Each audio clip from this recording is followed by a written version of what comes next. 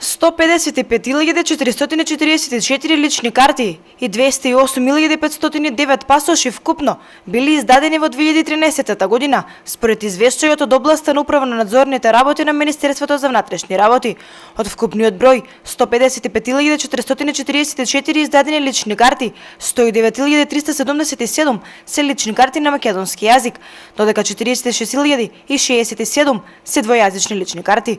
Во извештајот од областа на управно-надзорните работи на Министерството за внатрешни работи од минатата година евидентирани се 35.978 лица кои за прв пат добиваат лична карта, а пак промена на истата по различен основ извршиле вкупно 103.552 лица. Минатата година били издадени 208.509 патни исправи, што е 24% помалку во однос на 2012 година, а на 1090 лица им се одземени пасошите.